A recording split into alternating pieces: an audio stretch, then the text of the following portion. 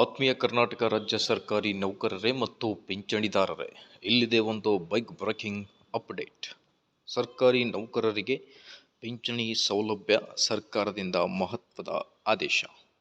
ಬನ್ನಿ, 10% ಪಿಂಚಣಿ ಏರಿಕೆ ಕುರಿತು ಒಂದು ಲೇಟೆಸ್ಟ್ ಅಪ್ಡೇಟನ್ನು ಇಂದಿನ ಈ ಒಂದು ವಿಡಿಯೋದಲ್ಲಿ ತಮ್ಮೊಂದಿಗೆ ಶೇರ್ ಮಾಡ್ತಾ ಇದ್ದೀನಿ.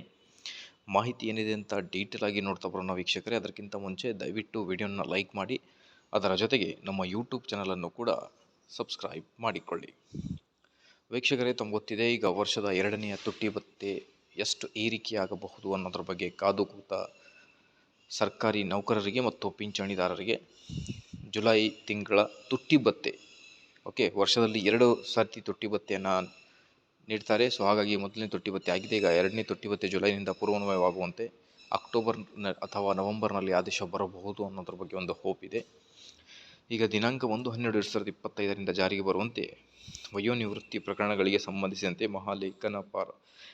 ಮಹಾಲೇಖಪಾಲರ ಕಚೇರಿಯಲ್ಲಿ ಭೌತಿಕವಾಗಿ ಸಲ್ಲಿಸಿದ ಯಾವುದೇ ಪಿಂಚಣಿ ಪತ್ರಗಳು ಸ್ವೀಕರಿಸಲಾಗುವುದಿಲ್ಲ ಅಂತ ಹೇಳ್ತಾ ಇದ್ದಾರೆ.